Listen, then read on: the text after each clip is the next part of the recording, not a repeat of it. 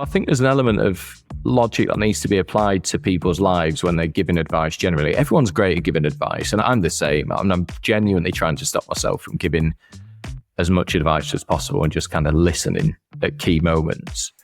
I think I'm less tolerant now to taking advice from people who have been on a very different track, because that logic application just doesn't always come through, because just people have their own experiences. Welcome to Startup Dad, the podcast where we dive deep into the lives of dads who are also leaders in the world of startups and business. I'm your host, Adam Fishman. In today's conversation, I sat down with Nathan Jefferson. Nathan is an entrepreneur turned tech recruiter turned entrepreneur again. His latest company is called Dadversity, and he's focused on helping dads improve their personal, professional, and parenting skills. Nathan is also a husband and the father of 2 kids. In our conversation today, we spoke about the origin story of Dadversity. Nathan was the product of a broken home filled with divorce, alcoholism, and violence. Because of that, he's on a mission to help dads do better so that they don't repeat the mistakes he experienced in childhood. We talked about how to balance, or not, building a business with dad life, how to maintain strong relationships at home, and how he has learned despite having poor role models as a child. We also talked about some of the most impactful conversations he's had with Dadversity and the emotional toll building a community for dads can have on you. I hope you enjoy today's conversation with Nathan Jefferson. I would like to welcome Nathan Jefferson to the Startup Dad podcast. Nathan, such a pleasure having you here today. I'm excited to chat. Yeah, I'm excited too. I was delving into the old episodes last week. Really looking forward to getting stuck into it. Up until this year, up until even a few weeks ago, you spent most of your life as a recruiter for companies, and I think most recently, Oxford, the university. Yeah. Tell me a little bit about that. What was life like as a recruiter? Yeah, it was interesting, the irony, of course, and I've never really thought of it like this until that question just landed. But the irony, of course, is I never went to university. And then we're suddenly at the latter end of my recruitment career thrusted into probably one of the best academic institutions on the planet to try and fix their recruitment. So yeah, academic kind of delinquent over here turned up at Oxford and thought, we need to try and fix this fairly quickly, because there wasn't much structure or organization around how they were looking for certainly the back office kind of hiring. How I got into recruitment. So my friend came running back from London one day, very excited about how he found his way into a recruiting agency over here. And he was like, hey, Nathan, look, you literally just place people in a job and get like £8,000 to £10,000 or whatever that equates to in dollars, a little bit more, or maybe not now, I'm not sure. And so we decided to launch an agency basically with one desk in my bedroom whilst I was still living at home as a 21-year-old, and he had a desk in the hallway, and we just launched an agency on kind of day one and just said, let's get this thing. So we launched something called Purple Cloud Recruitment, which was ill thought out, terrible execution. And we joined a horde of other agencies that really had no unique point of differentiation at all. It was just lots of cold calling and then spending time on job boards to try and fill vacancies. And it was hilarious, Adam. In the real kind of startup world, I remember selling a car just so we could negotiate getting 2 really cheap cars, just so we could both get around to client meetings. And it was really scrappy, delivering takeaway every night just to keep some cash coming in whilst we started generating revenue. It was a real kind of scrappy start in business, I guess. And we ran that for a few years till we took a fairly big hit with one client who went into administration, and that essentially spelled the end of that business. We carried on kind of trading for another 12 months, but it wasn't going to recover itself. And so I went into becoming a freelancer and helped companies to hire, which led to the Oxford experience essentially after kind of 7 years of doing that. And then obviously last year we had a thought about kind of calling it a day, and a couple of months ago decided to pull the plug on recruitment altogether. Wow. That's a pretty big jump. And you did that so that you could focus on Dadversity, which we're going to spend a lot of time on today. Normally, at this point, right after I ask people about their previous professional career, I would ask what life is like growing up and what you were like as a kid. But instead, I'm going to ask you to tell me about the origin story of Dadversity, because I think it will take us into your childhood and what life was like growing up. So can you tell me a little bit about the Dadversity origin story? Yeah. So going straight into the emotional one, huh? That's what the listeners are here for, Nathan. Oh, they're here for the tears. That's good. So what happened? So I think it's important I set some context around last year. So I was doing recruitment for Oxford. I don't necessarily think it was the Oxford experience that kind of got me out of recruitment. I think it was more kind of my passion for actually doing it. And so I took myself for a walk, basically. And I was like, hey, what would I have done? Or what change would I have liked to see in the world? And so I was starting to think about all sorts of things, Adam. I was starting to think about, am I still too old to be a professional footballer? Clearly, yes. And my ability would crap as well.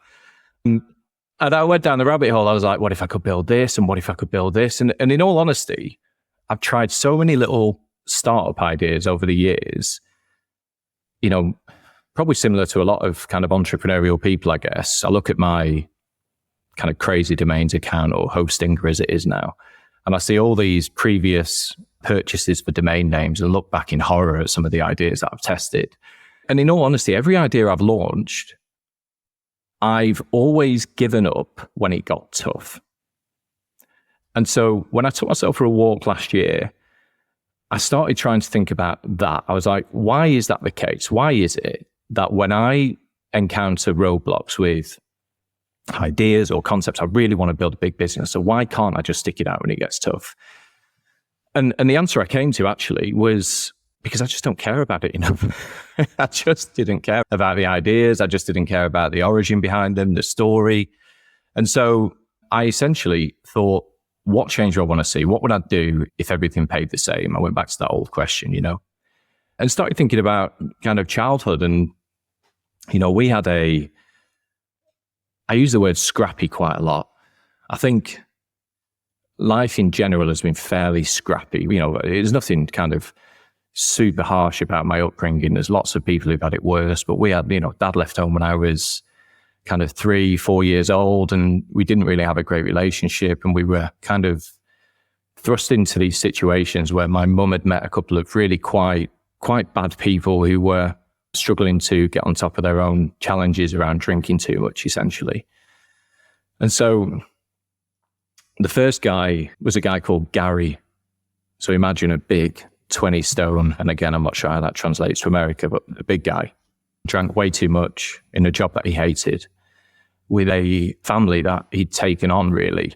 And so you've got me, brother, sister, mum, and this guy suddenly here now who's got the responsibility of looking after you. And he struggled immensely. He wasn't a good person. He was quite an abusive guy. And there were various moments, actually, which kind of came to a crescendo when he finally left. But, you know, when I look back and when I was on the walk, I was thinking about some of the moments in life as a child where you thought, you know, I've got kids at this point now. I was like, this isn't good. Like, you could never imagine treating your children like this. But, you know, there was a moment where I was trying to clean my football boots with a cloth in the kitchen that probably I shouldn't have done. It got dirty or whatever. So I was cleaning my football boots on the stairs at home, and he would just come back and basically just lay into you and like kneed me on the side of the head, and your head would bang off the wall. And, you know, you would recount these stories to mum, and mum was great. Mum's such a loving person, but she was almost in disbelief, and it was hard to kind of break through that, or her surprise, I guess, to actually get her to understand just how bad it was. Because obviously she was working a lot of hours, and this guy was looking after us as well. He was working a lot of hours, but it was really quite bad. And it came to an end when Gary had kind of got quite aggressive towards mum one night. And I remember the night quite vividly. I think it was me, brother, sister just stood at the top of the stairs, and they'd had a bit of an argument, and basically Gary had decided to punch her a couple of times.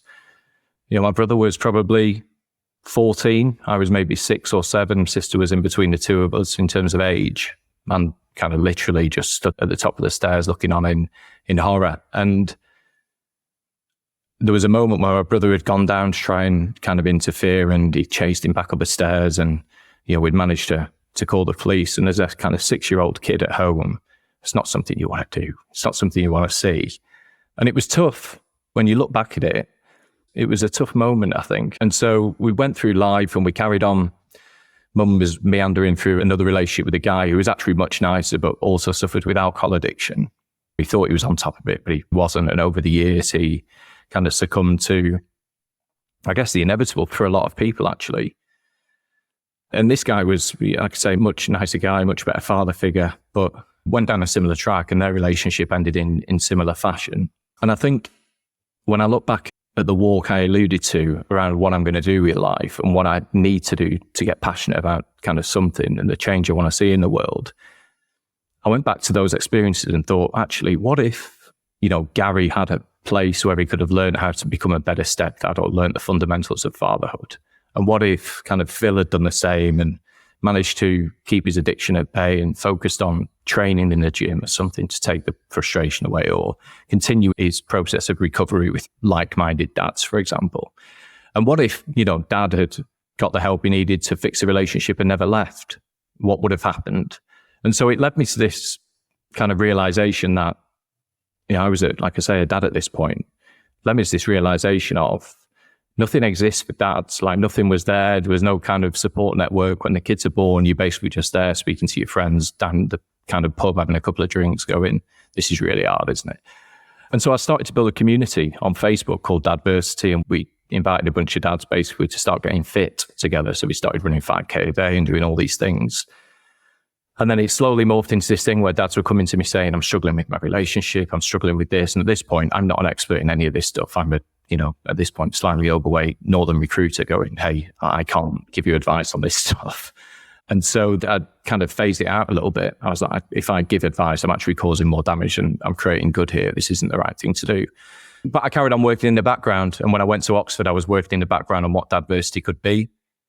And so by the time we finished Oxford, we'd built a community online with actual coaches who specialize in these things. We run a couple of live sessions every single month each. And so we've got this thing now where 20 or 30 live streams are running every month. And we're really just trying to help dads to learn how to live better lives, kind of personally, professionally, and as parents as well, to help them not make similar mistakes to kind of Dad, Gary, and Phil. Wow. What's an example of a workshop or a session that you do? I saw one with a group of dads working out with their kids. It looked really fun, but what are some of the sessions that you do in a month?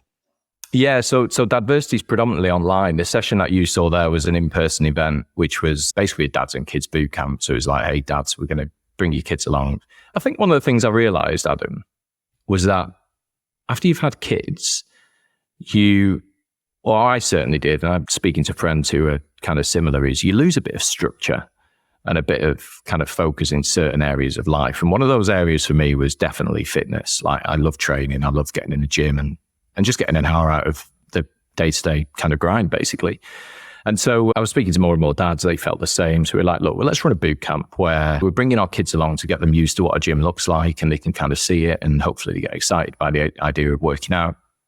And we'll get the dads involved so they get some quality time together and they can run around and all get excited. So we launched this dads and kids boot camp in a local town to us. And like you say, the PT had a bunch of things going on for kids, like a dad's tug of war, a kid's tug of war, and yeah, the old wheelbarrow race and all these different things that were going on a day. And I think what was, I don't want to turn it into a massively serious event because it was more of a, I mean, it was serious. It was the first in-person event Dadversity had done. It was big in that respect. But I think the thing I took away from it was the dads having time to connect with their kids was so powerful that day. And when you walked out of the gym and the kids are wearing the little medals around their neck and they're jumping up and down, and dads are sending the videos of the kids still doing press-ups at night, and you slowly start to get this sense of, actually, if we just got the frameworks right for dads to help support the kids on how they should learn how to do things, then we can create a really powerful next generation of people who are more resilient to adversity than our generation has potentially been. And I think that's the thing that it comes down to with Dadversity. It's like, how do we create this generational wealth of knowledge where kids are in a much stronger position than we are? I love the idea of a dad boot camp. I could probably benefit from that myself. Dude, I love the idea until we did it. It was the hamstrings were in trouble the next day. There was dad hobbling on the school run and all sorts. They weren't thankful, but it was great. It was a great day. Yeah. So you have a partner and 2 kids. Hmm. Tell me a little bit about your family now. How did you meet Natalie, and how old are your kids? Natalie and I were actually at school together. So I was a year above in high school. So we met when we were, I was 15, 14. She would have been 14. And we stayed in contact really. And we ended up officially dating when I was kind of 21 and she was, 20. And I think it was always on the cards, to be fair. It's one of those relationships that kind of built momentum over time. And so we, bought our first house together when we were 25, had kids when we were kind of 30. She's not going to thank me for getting this wrong, 31, 32. Milo, came in 2019. And then his brother Jacob was born around 16, 17 months later. So it was very, very quick on the kids front in terms of the difference between the age group. But it was always the plan. Kids are interesting, aren't they? You look at other people in your life and think, actually, I'll do a better job than that. Or I'll do a better job than that, or whatever. You think having kids is easy, but actually it's a really kind of interesting dynamic. And so when we were always planning to have 2, they weren't necessarily going to be so close together, but it was always the plan. Yeah. And so you and Natalie started dating at the onset of Purple Cloud recruiting. That sounds about right. Dude, it was either just after or just before Purple Cloud. So I had a promotional merchandise company before Purple Cloud. And I remember, I think it was around that time actually, there was only a matter of months in it. And we just won a contract for Domino's Pizza to supply all the Domino's franchisees in the UK and Ireland. This was like me in a back bedroom basically, which is crazy when you look back. But I remember Natalie coming over and seeing just boxes and boxes of key rings that needed assembling for these freshers fairs for Domino's. And she probably thought, shit, what have I done here?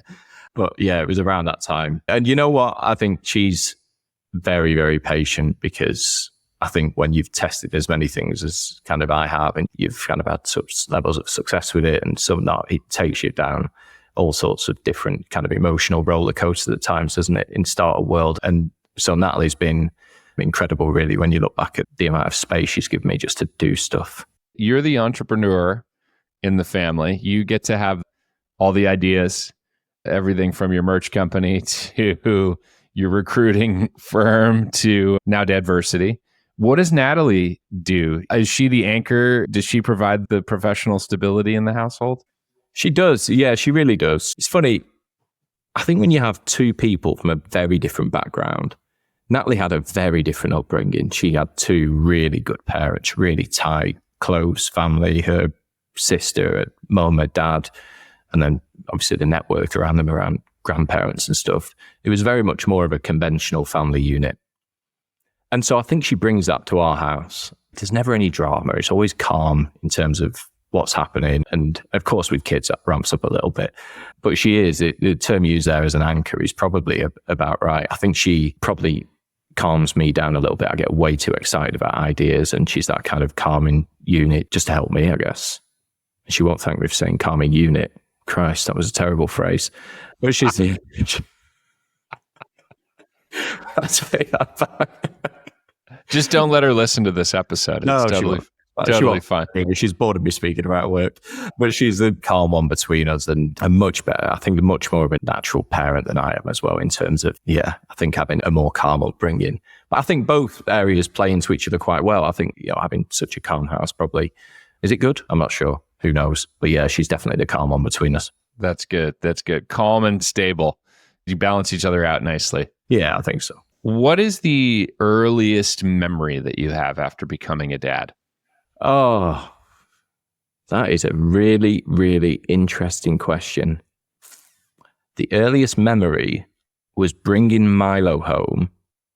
I'm a big Wolves fan. I'm not sure if you like your football or your soccer, depending on where you are. I'm a big Wolves fan. And so we have this like old gold kit.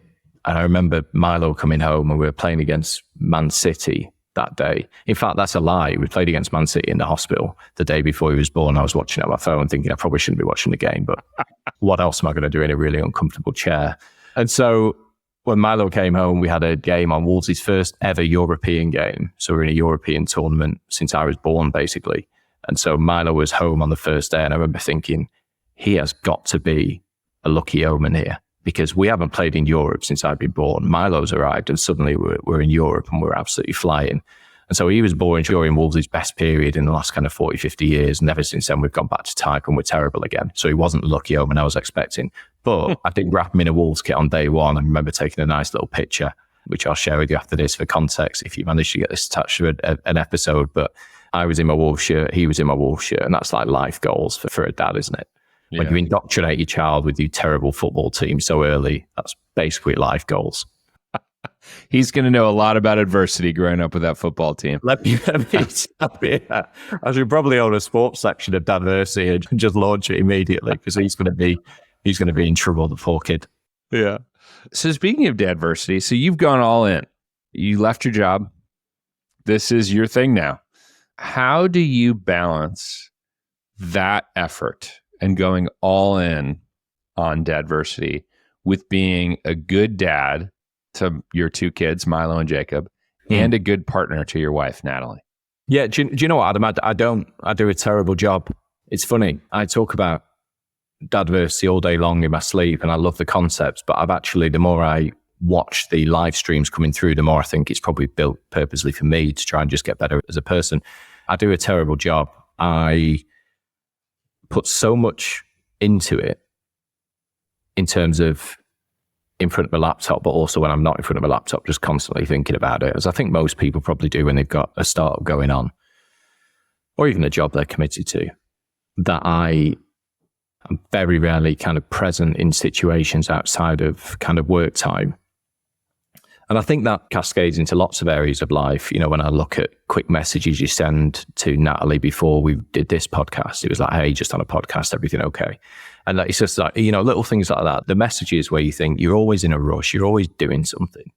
You very rarely got time for kind of deeper conversations with your wife and your kids through the week, because you just feel like you have got to respond to the 20 LinkedIn messages you've got off random dads who are like, hey, you know, I'm trying to fix this. This is my story. And I think Dadversity has been, it's very early days, but it's almost been like a blessing and a curse, because we're solving so many challenges for people, which is incredible.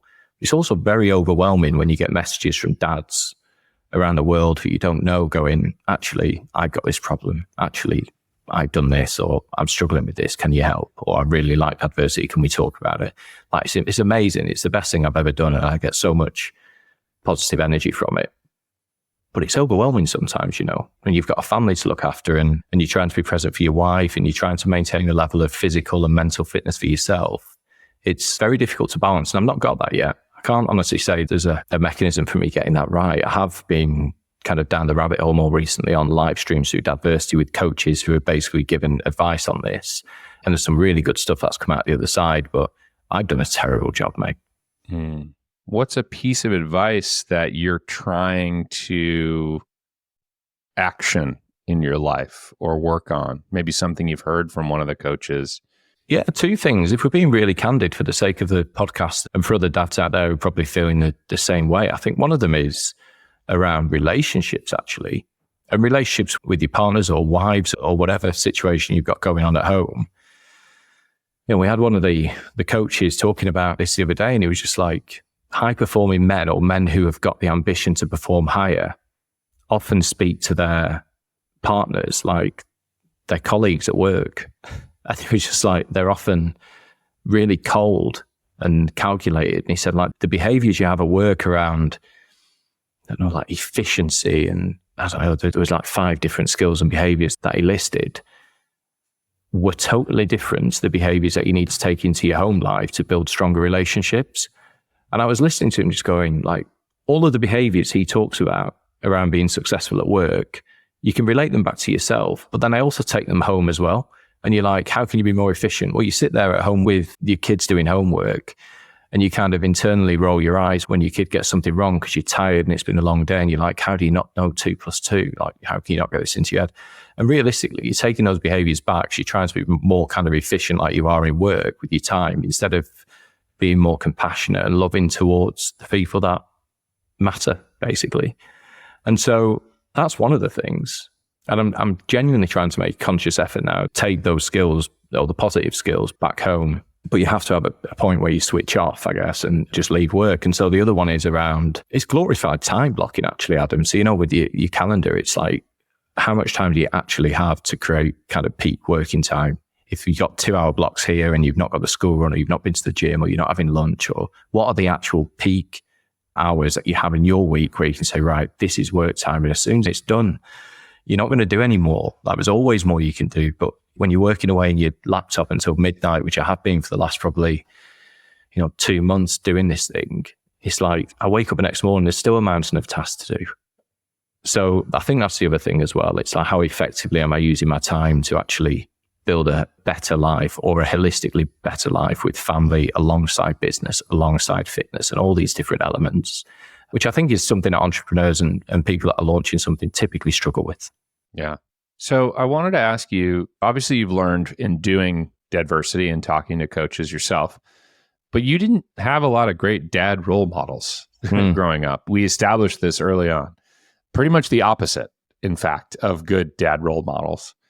How did you learn about being a dad?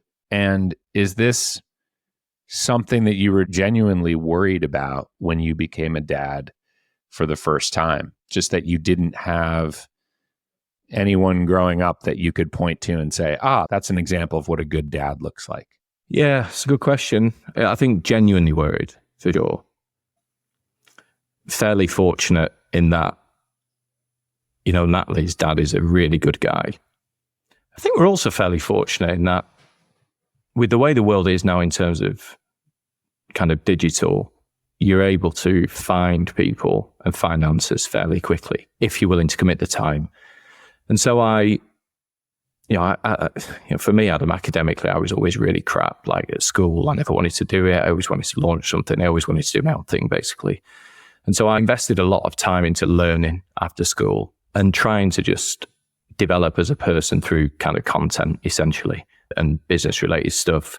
And then when it came to parenting, I just applied the same logic. I was just like, look, listen, you're not the first person to have a kid on the planet. Yes, you didn't have great role models, but you aren't the first person to have kind of gone through this scenario. And so there's a lot of information out there. Just go and consume it and go and figure it out. And I think that's been the majority of life, really. Adam, when you look at the scrappy nature of it. And sometimes, again, I think it's a blessing and a curse. I look at some friends who have had really good things happen in life. And, they have the kind of couple of family holidays a year, and they have all these great things growing up, and they've got a secure family unit. I wouldn't back them to go and get into scrappy mode and build something from nothing. And so I think there's good and bad that comes from all this stuff. And especially around the parenting stuff, it's like, look, there's a blank canvas here. You know what you didn't like as a kid. You know what was bad as a kid. Don't do that stuff. If you feel like you're getting frustrated with the kids, which happens a lot, I think, for a lot of parents, it's like, what is it that's driving it? Like, go down the kind of rabbit hole and figure it out. And so I had to do a lot of that, actually. When I look back and analyze kind of some of my behaviors after Milo was born and some of the kind of frustrations early on and everything else, you're constantly thinking about what it is I need to change about myself to get better. And I don't think that's a thing that's kind of changed in life. I think I've pretty much carried that through all the time. So in my research, I noticed that you have a podcast for Dadversity and you've done nearly 20 episodes. Yeah. Of those 20 episodes, and some of these are, actually, most of them are big stories of dadversity. A lot of loss, a lot of struggle. Which conversation has stuck with you the most throughout those 20 conversations? Or maybe even beyond that, because you mentioned you get messages every day from people on LinkedIn and other things. So which one really do you kind of remember the most? Yeah, without doubt. It's a guy called James Melville Ross. It's an incredible story. So this guy is a partner in a PR and comms firm.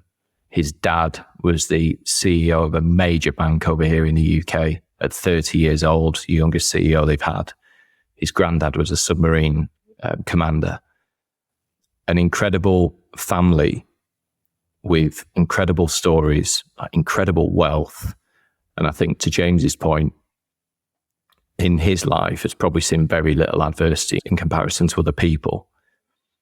He met his wife at university and they ended up trying to have kids but couldn't. And so they got to the age of I think it was 25, and they were trying. And then his now wife did a pregnancy test one day. He went for a walk and he saw a magpie in front of him, and he was like, oh shit, like one for sorrow, as the old saying goes.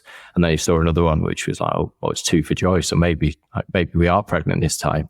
And he went home, and it transpires that, you know, after years of not being able to have a baby, they found out they were pregnant.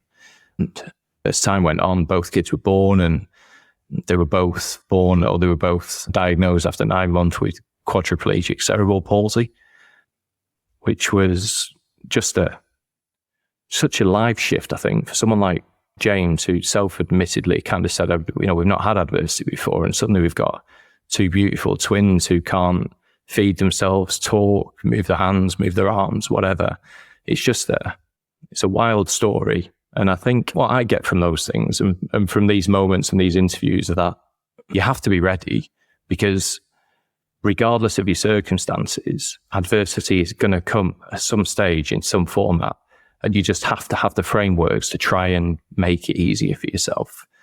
And so I think that was the podcast where I thought, you know what, adversity touches the untouchable at times, and you really have to be ready. But some of the stuff he's done, mate, is just incredible in terms of the level of care that him and his wife have given the kids, and the life expectancy has just been surpassed. They're now 21, the twins, or maybe 22 at the time of recording this. And they do incredible things like paragliding in wheelchairs and stuff. Like, they just do incredible things together as a family.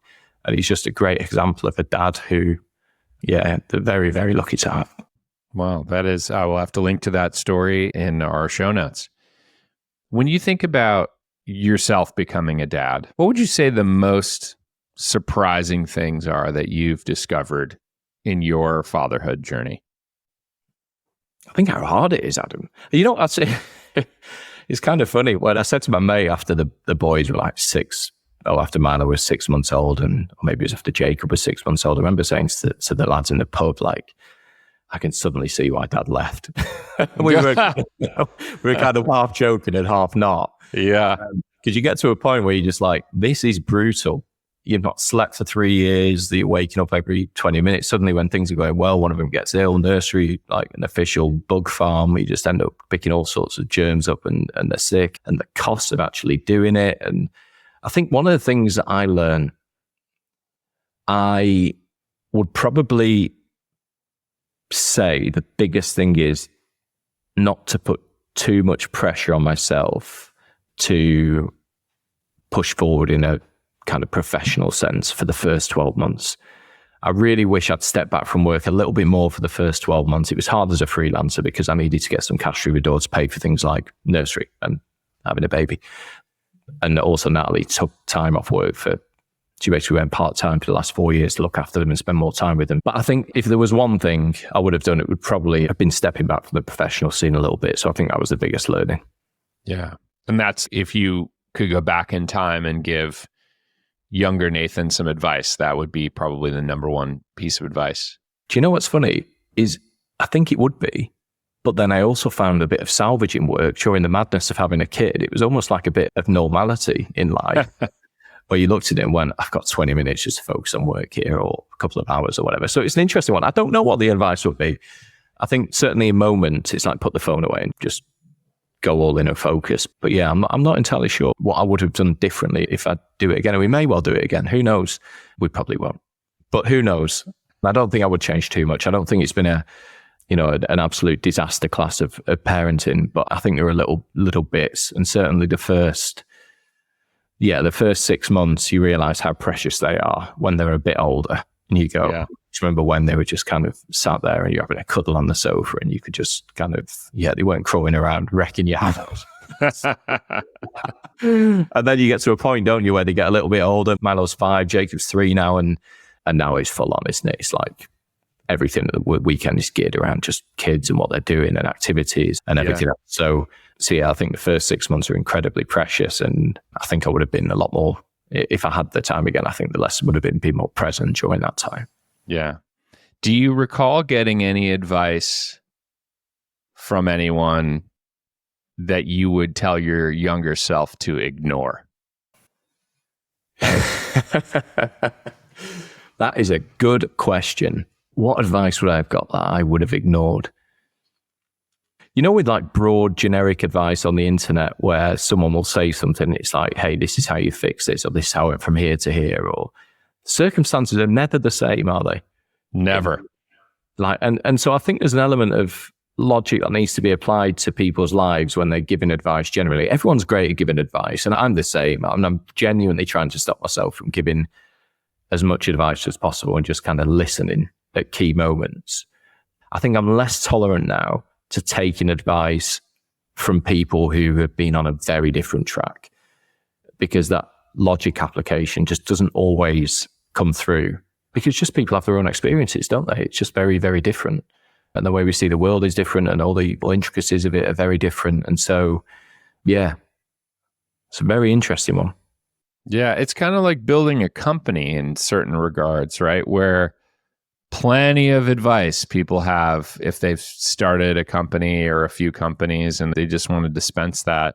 And yet their context is probably so different than your context, you know? Oh, dude, I'm making a move to be as transparent as possible. I'm going to drive for Uber to keep Dadversity going. That's the runway for Dadversity. It's not a VC opening his checkbook saying, hey, here's a couple of $100,000, go and make it work. You've got 12 months. This is, you know, we are at kind of ground level hustling away over here. And so you are absolutely right.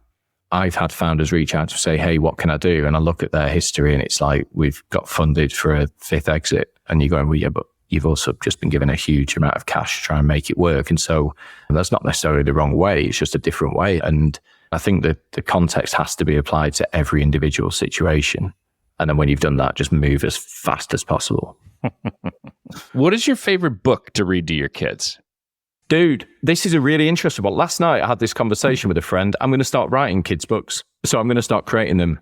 I'm a terrible writer, but they're going to be about little adventures that are layered in like truth, just full on brutal honesty without the swearing, of course. Yeah, with kids' books, what do we do? All the cliche stuff, really, Adam. You know what it's like. We go to the library, pick up all the usual dragon adventure books and dinosaur books and stuff. And there's some lessons within those as well. When it's funny, when you read them as a parent, you kind of pick out the little lessons the author's trying to tell you along the way. Whereas when you read them as a kid, it's just totally different. Like the dinosaur that pooped the diamond or whatever, and you're just going, oh, there's a little lesson there for the kids. I get that. And so, but yeah, the kids are reading it going, it's a dinosaur, he just pooped a diamond. Oh, they don't give a shit, basically. And so we read pretty standard kids books, but I am really intrigued about this idea of starting to just create little books on wherever, Canva or something, and just doing like the real life adventures of Daddy or something, and trying to give them actual lessons that they can hopefully apply to life and some of the things I've learned along the way. I think that would be quite cool. Love that.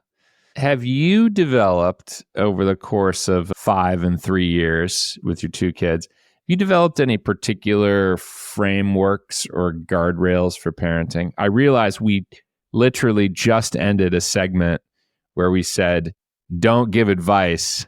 Be careful what advice you take.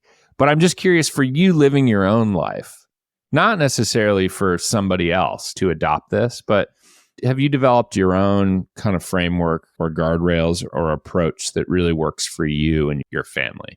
Yeah. Do you know, the biggest one for me has been not neglecting my physical fitness. And this will matter to different people at different stages. But for me, I don't do any work now until I've been to the gym for an hour in the morning. And it's less about muscle growth or anything like that for me. It's more around just the mental impact is massive. And I'm just a nicer person to be around when I've been and had an hour in the gym, basically. When I've been and done some sort of physical exercise, I just feel better. Yeah, I think that's been the biggest learning for me, actually. I think it's important when you become a dad, you can't neglect yourself, can you? It's hard to perform at a high level in every area of life if you're neglecting yourself. Mm. And I think that's probably the one broad piece of advice that I could give to other dads who are just about to become dads or early in the journey. And it goes for your partner as well. Like if you're both neglecting your kind of fitness and mental conditioning just to get through, feels like a bit of a silly idea. Yeah. So the morning is your time, because you did mention that you're now running a company, raising kids, being a partner, driving for Uber to bootstrap your company. So it's got to be that morning routine for you. Got to be. Yeah, it's got to be. Yeah, I think it's got to be. And historically, I'm terrible at routine, Adam. It's like the worst thing in my repertoire of non-skills. But if I did have skills, setting up a routine and being consistent with it is the worst. I'm trying at that, but that's the one for me. After the little guy has been dropped off at school, it's like, just go and do it. Because I know if I come home, start working for a couple of hours, do all the podcasts, the live streams, all the other stuff going on with the business, and then try and peel myself away to go to the gym, it just won't happen. I have that same problem. Once you get into something, you don't want to pull yourself away from it. So you might as well have that be the first thing you do. Then you're done. Then if you do nothing else for the rest of the day, you've at least done that. Mate, I feel guilty as well. Like, I feel guilty about leaving work or I don't know. It's just your brain. I just have my brain's wired. It seems weird when you say it out loud, but I feel guilty starting work, then having lunch and taking another hour to go to the gym. And part of me thinks your output's been crap today. Don't go. You know, and even though I work like late at nights and everything else, I feel bad. Like, I feel like I should be doing more. So my way of dealing with that is just to go first thing in the morning, just get it done. And I'm not an early riser. I'm not like a 4 a.m. club kind of guy, unfortunately. I know the incredibly popular LinkedIn posts are instructing us to get up at 4 and have the old ice bath, but I'm definitely not at 4 o'clock, so I can't go before then. I think that's a special breed of people that can get up at 4 and do the ice bath. It is not this person. He's not this podcast host. It's definitely not this guy either. After a midnight finish and kids kicking you in the face in bed all night, it's definitely going to be a 4 a.m. start and an ice bath. Maybe you want to throw the kid into the ice bath when that maybe happens. the kid. No kid involved in the production of this podcast. I love that. So I found that partnership is really important when you have kids. I think probably there isn't a dad that you would have on your show that would disagree with that statement. But it's also really hard to agree with your partner 100% of the time. Mm-hmm. So what is something that you and Natalie don't agree on when it comes to parenting? Adam, you're fired up for 6 a.m., aren't you? It is early here. I jumped in the ice bath before. You've been in the ice bath for 2 hours. What don't we agree on? I think I get lots of wacky ideas around parenting. I think the thing we don't agree on is to not pursue my wacky ideas around parenting. So I look at like homeschooling at the moment. I don't know what it's like in the States. Is this thing kind of caught fire over there as well and is popular? It is, I think, becoming more popular. I've had a few dads on the show who do that. I think the pandemic certainly accelerated it as well. That's interesting. So I've been looking at it recently. I'm at the mold at the moment to just like travel the world, build Dadversity out on the road and go and live in lots of different countries and give the kids experiences. And I think that's probably the biggest thing that we disagree on. I don't think that's about the kids necessarily. I think that's about the whole piece around grandparents being here and everything, her mum and dad and everything else. Our family isn't as tight as Natalie's family. And so it's a lot easier for me to just go, right, we're off, bye. But I think the biggest thing is like, I don't want the kids to have a conventional lifestyle where they grow up, go to university, get saddled with debt, get a mortgage, and basically do what I've done. I don't want that to happen for them. I want them to go and experience lots more things. I want them to go and figure out what exists in the world and go and enjoy themselves as well. And for me, it's about giving them the kind of financial ability to go and do that stuff. But I want them to see from an early age that you can do way more than just live in a house for kind of 10, 15 years and not move around, Yeah. What's something that you had to give up to become a dad? My season ticket for Wolves.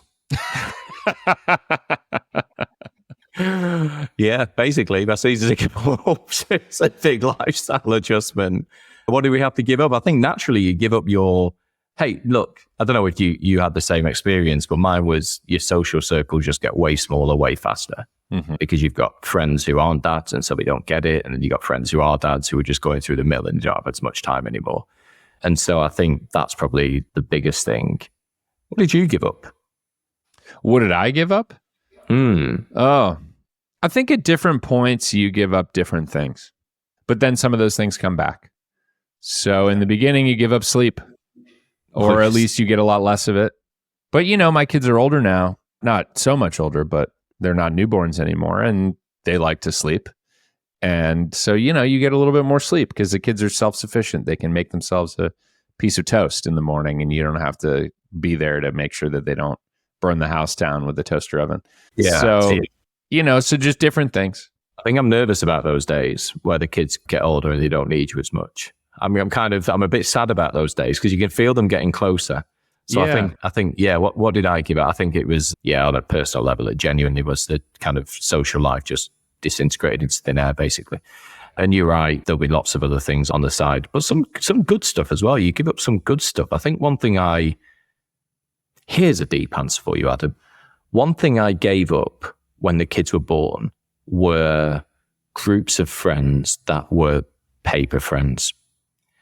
People that you've known for kind of 10, 15 years, and you kind of send a WhatsApp message to, or you're in some groups, but you really just see each other once a year and go for a beer.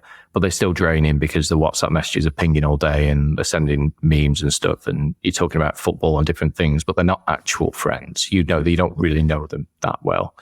And so I actually chose to give up a lot of those kind of friendship groups on the periphery. I mean, I'm always there for people. If anyone needs me, it's like, I'm there and I'll be able to support them. But I think my intention was go and build a smaller group of real strong relationships with people rather than such a broad group of friends who you don't necessarily spend a lot of time with, quality time, you know? Paper friends. I like that expression. I think they are. I think over life, you just accumulate a bunch of people who you've got things in common with, and naturally, you know, sending messages on WhatsApp, you're chatting. But yeah, I think beyond kind of a superficial stuff around your hobby, your interest around football, for example, it's like, where does a relationship go beyond that? And the reality is, like, nobody's really got the time to invest in those relationships, especially when you have kids, because it's hard to forge good relationships with people, isn't it? It is true. It's very true. What's a mistake that you've made as a dad? Yeah. That's a tough question, you know. There's so many little mistakes. I think the first mistake was thinking it would be easier than it was. Because it wasn't. And so that was a mistake. I think the part of me wishes I'd settled into a corporate job before the kids came, and then it would have been a bit easier around more security when they arrived rather than being a freelancer. So I think I put myself on the back foot initially without any kind of repeatable business. When the kids were young, it was very, very messy with work and business and stuff. But I wish I had invested more time in parenting skills. I wish I'd learned more about kind of what kids were like and the psychology and the shift of behaviors and what actually you experience as a dad. You know, in the UK, there's some crazy stats around becoming a father, and it's something like 25% of dads in the UK fall into depression after having kids. And they're just the reported figures. And so I think a lot of that is just the life shift that happens and the lack of structure you have in your life, which prepares you for the pressures that kids actually bring, which is massive pressures financially and in your relationship and the shift in your partner's behaviors and all that sort of stuff. I think I was just vastly underprepared for that side. And I think that would have been the lesson I took away from it all, you know. Last question for you. How can people follow along or be helpful to you as you're building Dadversity and going about your life? Join the movement. It's not a movement, is it? Is it? You know what? What is movement, really? Just two people heading in the same direction. And I imagine you've got more than two. Yeah. Yeah. No, look, we're building something cool. I think it's cool. A bunch of people are in there. Dads are getting some advice. I think the big thing would be guys don't talk too often. And so I think Dadversity is a great place for them to start learning about stuff organically.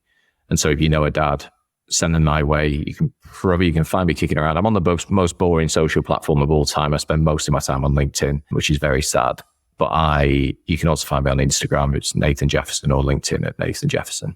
And I'm more than happy to have conversations with dads, or at least signpost them into the community. It's free, Adam. It's free for everyone, or every dad. So yeah, come in, get some help, spend some time with other dads who are facing similar challenges and who've tackled adversity, and it will be better if life is a little bit tough for you. All right. Well, we will point people in the direction of Dadversity, and then eventually buying your children's books. You're going to be a best-selling author soon, so it's coming. If you love books with a lack of imagination and plenty of spelling mistakes, you will love my new range of children's books. Don't be so hard on yourself. The ChatGPT makes all the spelling mistakes go away these days. Exactly. Are you ready for our lightning round? Let's have it. See what you've got for me. I thought that was the lightning round, but No. Lightning round. Here are the rules of the lightning round. I ask you a question. You say the first thing that comes to mind, and then we move on. Okay, and that's cool. it. Here we go. All right. What is the most indispensable parenting product that you've ever purchased? A dummy. What is the most useless parenting product that you've ever purchased? No idea, Adam. Useless parenting product. Probably the How to Parent book. What does the ideal day with your kids involve? I know I keep going back to the football, but I really want to take my boys to the first game. The Wolves. Yeah, got to get them to the first Wolves game. That would be the ideal. It's going to happen in the next few months. Okay. Natalie's thinking she thinks they're too young, but it's going to happen. All right. Which one of your kids is your favorite? He's brutal. It's brutal. Oh, God, I'm sorry, Jacob, but it's Milo. Is that just because Milo's the oldest? It's your number one, isn't it? Number Yeah. one's more. It's different, but it's, yeah. I get more sensitive around Milo, around like how he's feeling and stuff, which is really sad. I'm so sorry. Yeah. That's okay. In 15 years, Jacob will listen to this and wonder what went wrong. When he sells his company, he's going to write me out of the check. Right. What is the most frustrating thing that has ever happened to you as a dad? Being out of control. Yeah, Okay. being out of control. Yeah. What is your go-to dad wardrobe? Actually, it's changed more recently. It's more gym gear, to be honest. Really boring sportswear. I just literally get up, get my gym gear, go to the gym, and that's it. I'm a really boring guy, unfortunately. That's Terrible. okay. That's okay. How many parenting books do you have in your house? We've got 3. I'm looking at them now, and 2 of them are unread. I was just going to say, how many have you read cover to cover? Yeah, exactly. Yeah. Non-cover to cover. The first one was at least 4 pages deep, and I thought, this is going to be hell, so I won't read anymore. What is a favorite age for your kids? For peace, the first 6 months. For fun, when they hit around 4. Okay. What is your least favorite age? Definitely the tantrum years, 2 to 3. Get in the bin. Can't deal with those again. Have you ever secretly thrown away a piece of your kid's artwork? Yes. Yeah. Pretty much all the pieces that come back from nursery. Yeah. And there's a lot of them. What is the most absurd thing that one of your kids has ever asked you to buy for them? Milo actually went through a stage of just demanding random clothes in shops, and there'd be anything from like women's summer dresses to something really random things. Nothing too crazy beyond that. What is the most difficult kids' TV show that you've ever had to sit through? Oh man, Coco Melon. Oh my God. If there was a prize for the number one answer to that question, I think it would be Coco Melon. Well, they use tactics to basically brainwash kids, I read the other day. Yeah. They're basically the colors and the noises, they're just like hypnotizing kids. And they hypnotize me as well. I think the problem is half an hour after the kids have gone to bed, you know you're in trouble when you still sat there watching Coco Melon in a daze. When you and Natalie are just mesmerized by Coco Melon. Yeah, exactly. The worst show ever existed. What is your favorite kids movie? Sing 2. Ah, the U2 one. Okay. Great show. Bono. What is the worst experience that you have ever had assembling a kid's toy or a piece of furniture? It was a bed from IKEA.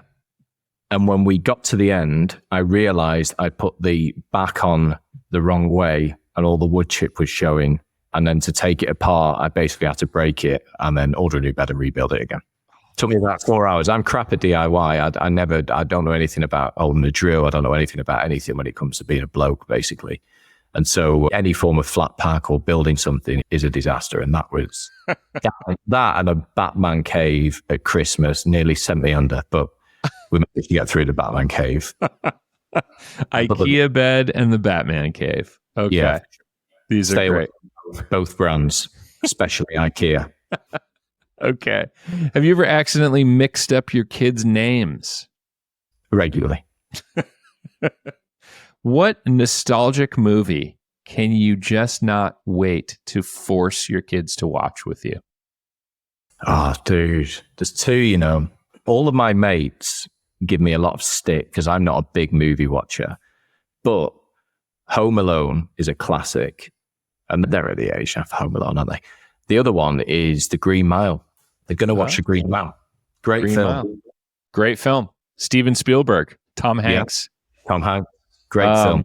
How many times have you said, go ask your mother this week?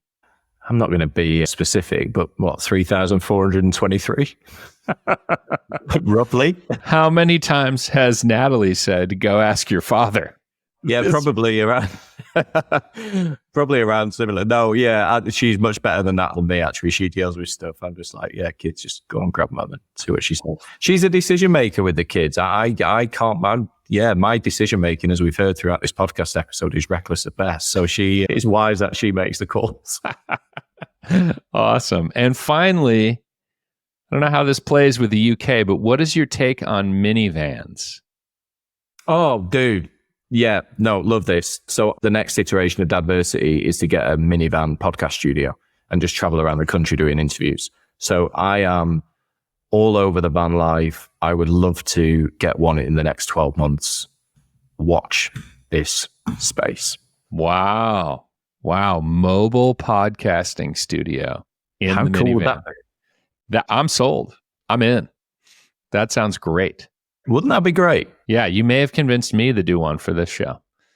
Well, if you use code Nathan, no. That's what I want to do. That's what I want. I want to be out of the road doing podcasts with dads who've got interesting stories to tell. I think that would be really cool. Awesome. Well, watch this space, as you said, for Dadversity #van life.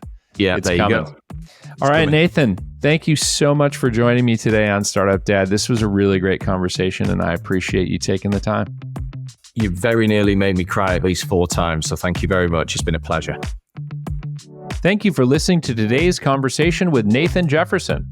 If you enjoyed the show, please subscribe, share, and leave me a review on Apple or Spotify. It'll help other people find this podcast. Startup Dad is a Fishman AF production with editing support from Tommy Heron. You can join a community of over 11,000 subscribers and stay up to date on my thoughts on growth, product, and parenting by subscribing to the Fishman AF newsletter at www.fishmanafnewsletter.com. Thanks for listening, and see you next week.